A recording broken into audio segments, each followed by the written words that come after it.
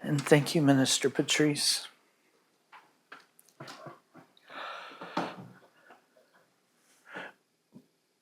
When I was in boot camp many moons ago at the Recruit Training Center, Great Lakes, Illinois, I was in Company 185, and my company commander was Daryl T. McDaniel. Now, Petty Officer McDaniel was a Vietnam War veteran with 2 Purple Hearts, and he was meaner than any junkyard dog you have ever met. Now, that's important. We're going to come back to that in a minute. Now, at the end of the 3 months of being in boot camp, there's a competition between the companies to prove which company is most physically fit. And the company that wins the competition gets an extra 24 hours of liberty at graduation. Now, you need to know this is a big deal because for 12 weeks, we have gone nowhere but that base. And so the idea of having, instead of 2 days liberty, having 3 days liberty, well, that's Christmas has come early for us, you know?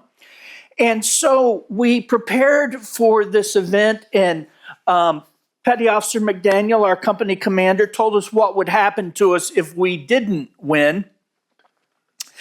And the way it worked out was me and a guy named David Holcomb. We were going to do the ropes because we were both former wrestlers from high school, and we were intimately familiar with climbing ropes. And 20 feet up, 20 feet back down, we had done it hundreds of times. And so we were doing the ropes course. Now, we had another buddy of mine named Chris Covington. And Chris, little bitty short fella, Chris was from Jamaica, Queens, and he could do the 100-yard dash in right around 11 and a half seconds. Now, for those of you who don't know, that was smoking back in the day. But he had 2 kids, and so he was in the Navy because he had to pay for his kids. He couldn't go to college. And so we knew that we had the 100 locked up. And then we had 2 fellows. One was named Jeff Magno from Brooklyn, New York, and another fellow his name escapes me. He was from Ohio, and they were both Golden Glove boxers. And so there was a boxing event, and so we entered both of them because Jeff was really good, and the fellow from Ohio was just 95 pounds of pure aggression. But then in our anchor spot, there was a fella from Connecticut named Calvin. Now, he was a little bit different from our Calvin, but he was big and he looked like a runner. And Calvin was according to Calvin, he was a 2-time state champion cross country. And so there was a 2-mile event at the end that was worth 5 points, almost twice as many points as all the other events. And so we entered Calvin into that. And we almost were counting the extra 24 hours. Well, the day of the event, and it's an all-day event, the day of the event, we hit a snag from the outset. Chris Covington, he wound up with the flu. And evidently, he was kind of a wimp, if you ask me. Evidently, he couldn't run and vomit at the same time. So, which I didn't think was too much to ask, but he stayed in bed because he had a chit. And so anyway, me and David Holcomb, we kicked off the deal. And I want you to know, we went up those ropes so quick, we made the other guys look like they were going in slow motion. And so we nailed 2 points just like that, right off the top. And then Jeff Magno and the little guy from Ohio, they nailed it too. I mean, they were so fast. Oh my goodness. In fact, if I remember right, the kid from Ohio got a TKO in his bout. And then it came, we were down by 2 points coming to the last event, the 2-miler. But we had Calvin. 2-time state champion from Connecticut. And so all of the companies, their runners, they line up together, and all of them are standing except for Calvin. Calvin gets down in that, that stance. And so I just assumed everybody else did not know what they were doing. And Calvin, he knew what he was doing. And the starter pistol was fired, and Calvin was out like a shot. I mean, he was gone, brother. He was out in front of everyone. He was in the turn before. I mean, it was just crazy how well he was doing. And he was flying around the track, and he comes around for the first lap, and all of a sudden, he looks a little winded, and he keeps going, and then by about halfway through the second lap, people start passing him. And now he really looks gassed, and he doesn't hardly have any kick left at all. Well, the 2 miles, it's eight times around the track. And by the time he's halfway through his third lap, he pulls up into the infield and he DNFs. He does not finish. And we were just crushed because that was our hope for the extra 24 hours of liberty. And so when Petty Officer McDaniel had us out on the grinder, that's the pavement like the parking lot out there, in the sun, mashing us, which is when you're down doing push-ups until Jesus comes back. And we're in just puddles of our own sweat. I'm serious. It's just crazy how much you can sweat when man is just not letting you up. And he's yelling at us, and the whole time you can hear us murmuring to each other. The only state championship Calvin won was in his head. Calvin's never run a race in his life. Calvin has cost us 24 hours of liberty. And by the time we got back to the barracks, they had packed up all of Calvin's stuff, and they had moved him to another company because they caught wind that we were planning a blanket party later in the night for Calvin. And so it was to his best interest that he went. You know, sooner or later, the truth rises to the surface. Now, the problem is that sometimes it takes longer than just a couple of days for the truth to rise to the surface. And until it does, until the truth does rise to the surface and you figure out who's who instead of who they might claim to be, the question remains, how do you tell the difference between the real folks and the posers, the imposters? Can you identify a real person from an imposter? You know, the person who does their best to be real with you and the person who does their best to deceive you, trying to make you believe that they are something that they're not. You know, the prophet Samuel, he was quoting God in 1 Samuel chapter 16, verse 7, when he said, "But the Lord said to Samuel, don't judge by his appearance or his height, for I've rejected him." The Lord doesn't see the things the way you see them. People judge by outward appearance, but the Lord looks at the heart. You see, the truth is that at times we become convinced that we know people's motives, but the truth is, according to the Bible, we don't really. I mean, the Lord has the ability to look at the heart. The Lord has the ability to kind of weed through all the complicated stuff inside us to be able to know what our motive is and what our motive isn't and how mixed up our motives might be. And I can suggest to you that if you ever get to the place where you think that you know exactly what another person's motives are, then I can almost promise you, you are mistaken. You and me, we don't even have the ability most days to ferret out our own motives, let alone know somebody else's, just from looking on the outside. In fact, Jesus, he said in Matthew chapter 7, verse 15 to 17, he said, beware of false prophets who come disguised as harmless sheep, but are really vicious wolves. You can identify them by their fruit, that is, by the way they act.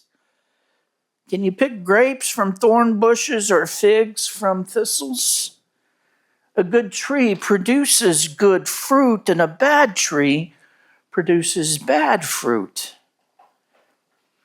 As a friend of mine, David Parks, used to say, don't misunderstand that passage. Jesus isn't telling us that we should be fruit inspectors, assessing the quality of other people's lives and of another person's fruit. It's a good heads up if the person in question produces no fruit at all. But even with that, we get bogged down. I mean, if you think about us in the last 11 years, we've had just a little bit of a hard time figuring out what was fruit and what wasn't. We've had just a little bit of a hard time figuring out if we've made a difference in this community or not. So you can kind of imagine looking from the outside at somebody else. We probably don't have the ability to really tell if someone has produced fruit for the Lord or not. We probably need to leave the judging of that, to the one who the fruit is for, right? Another word of counsel that Jesus gives us that can be especially helpful, it comes from the Sermon on the Mount a little bit earlier than the passage in Matthew chapter 7. It's Matthew chapter 5, verses 33 to 37.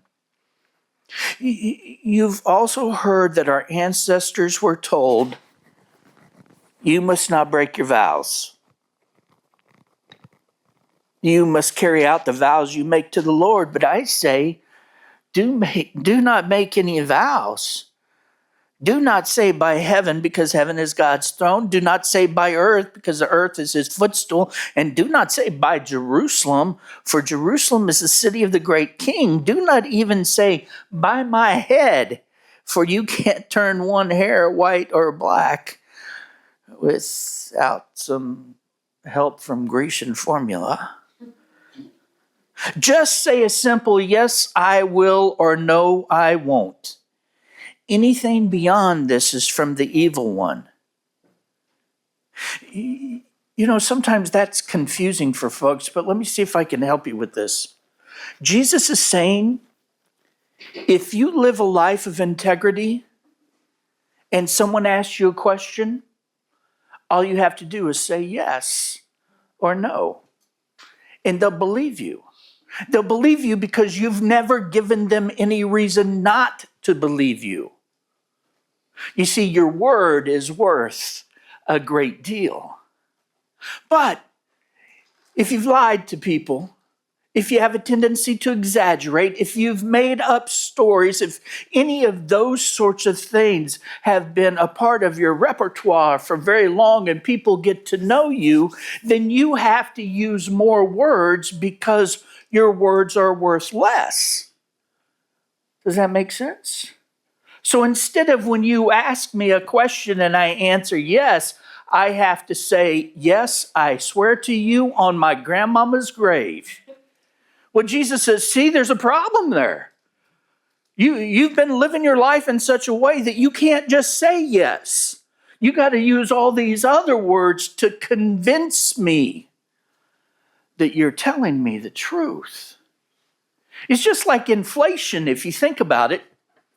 You know how inflation works, right? I got $5 and gas is $4.95 a gallon. All right? Well, with this $5, I can buy a gallon of gas. But when inflation hits, the reason the price goes up is because my $5 doesn't do what it used to do. Now my $5 can only buy part of a gallon of gas because it's $5.15 a gallon. You see that?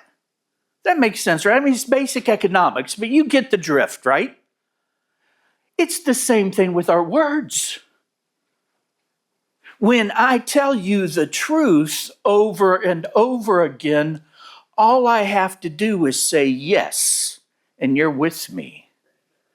But if I exaggerate, if I lie, if I'm a little bit slick, if I deceive, any of those sorts of things, guess what? My words become worth less.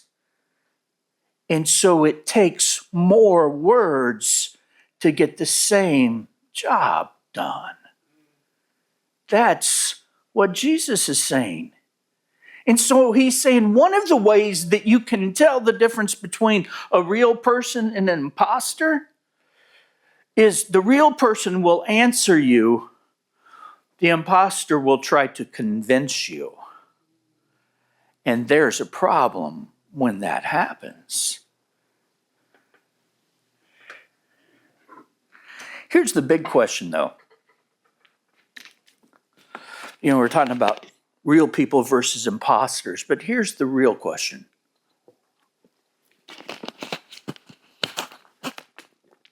How do you and me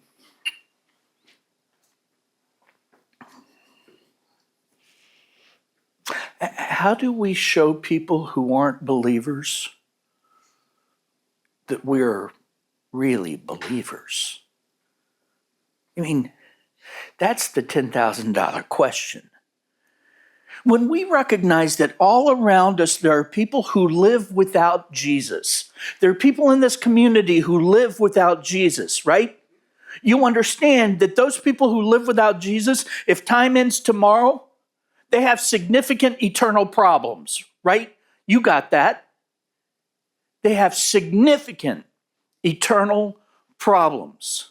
So how is it that we convince them that this with Jesus life that we live is for real and it's the best of all lives?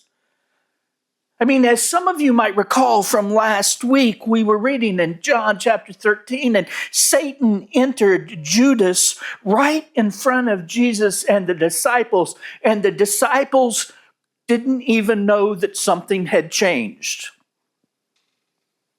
Well, after Judas walks off with his new best friend, Satan, Jesus has a conversation with the disciples. And in it, he says in John chapter 13, verse 33 and 34, he says, "Dear children, I will be with you only a little longer. And as I told the Jewish leaders, you will search for me, but you can't come where I'm going. So now I am giving you a new commandment. Love each other just as I have loved you. You should love each other." In Matthew 5 through 7, Jesus elaborated on the 10 commandments from the Hebrew Bible, right? Later on in his ministry, a lawyer comes up to him and says, "Hey, what's the most important commandment? If I only could keep one commandment, what would be the commandment I should keep?" And Jesus said, "Hear, O Israel, the Lord our God, the Lord is one. You should love the Lord your God with all your heart, all your mind, all your soul, and all your strength. So with everything that you are." And he said, the second is like it. Love your neighbor as yourself.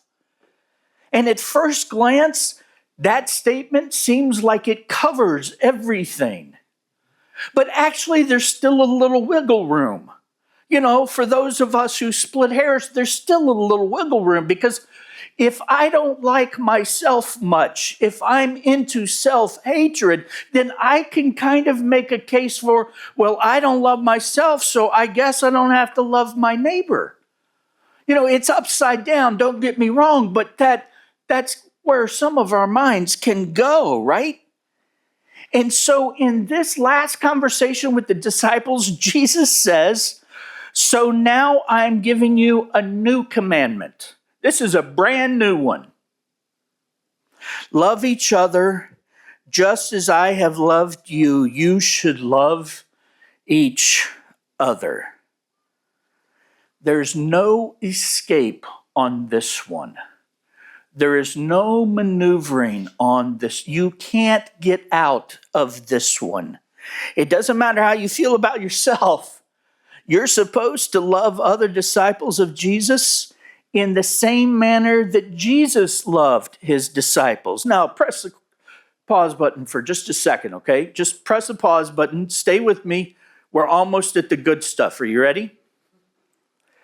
A quick review of how Jesus loved us even before the cross.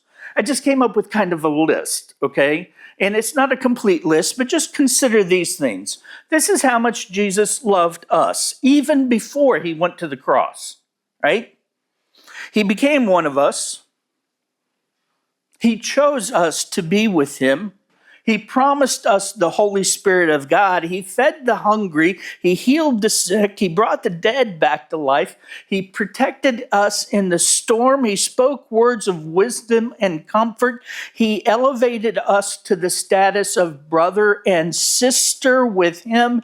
He taught us how to speak with our Father in heaven, Creator God. He caused the blind to see and the paralyzed to walk. He refused to condemn the woman caught in adultery. He treated the Samaritan woman with dignity, though it seems like nobody else was. He believed in his disciples. He empowered his disciples. Now, I know I'm leaving stuff out, but even with that list in which he demonstrated his love for us before he was crucified. So Jesus' love for us, as I mentioned in a previous message to you, is complete. He loved us to the end. He loves us as far as we can possibly be loved. And he says to us at the end of chapter 13, so now I'm giving you a new commandment. Love each other just as I have loved you. You should love each other. You got it? All right, now press play. That brings us to verse 35. The answer to my question that I posed earlier. Your love for one another will prove to the world that you are my disciples. Not your love for other people, your love for one another, your love for other believers will prove to the world that you are his disciples. When we love each other the way Jesus loved his disciples, the way he loves us, then the whole world will know that we are disciples of Jesus the Christ. Just think about that statement for a second. Your love for one another will prove to the world that you are my disciples. Now, if you're wondering how you show love to one another, again, I came up with a quick list.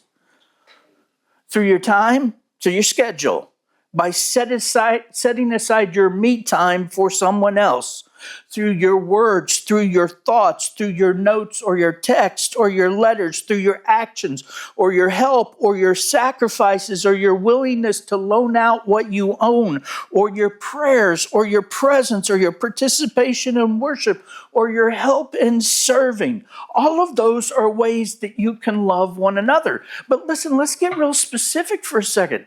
Some of us have spent a long time together. Let me just ask you, and I mean ask you the question. How have people in this room loved you?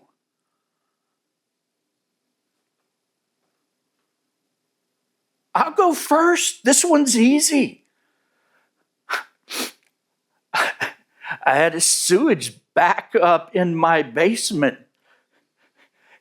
And Scott and Eric came to my house while this raw sewage was pumping out of my toilet all over the floor. And they were there till, I don't know, 3, 4 o'clock in the morning, tearing up the sewage-soaked carpet from my basement because I had, pretty close to a bad ticker at the time. And they knew that it was going to be too much for me. Now tell me that's not a demonstration of love. I'll go a second time. Scott came back 2 years later when it flooded again. I have this image in my head.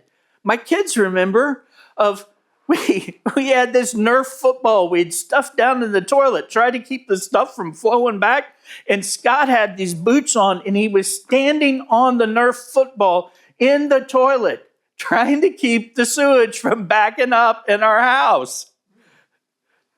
Now, there's an example for you. How about for you? How has somebody in this room loved you? Those examples, and I trust that there are more. But those examples are examples of what love looks like. You see, and so that we're not confused, love is not just a positive feeling towards somebody. When you really love somebody, you'll be inconvenienced for them. When you really love somebody, you'll give up something you love for them. You'll sacrifice for them. You'll give money that maybe you'd set aside for something else for them. And Jesus is saying, when you so make that a habit, when you love each other, no matter how quirky we are, and believe me, we are quirky, you know? I mean, we are the island of misfit toys. When we love each other, even when we're socially awkward, when we love each other, even when we're getting on our last nerve, when we love each other because we just need to be loved, when we remind ourselves, when we remind each person, you are welcome here. Calvin, we don't welcome you here. You're one of us, brother. That's the truth. You've been one of us since COVID. You know? I mean, that's what Jesus is talking about when he's talking about loving one another. If you want the best evidence for being true believers, it's in the grace that you extend to one another, the love you give one another, and the permission you give each other to be human, to make mistakes, because you don't have to be perfect with us. Jesus said,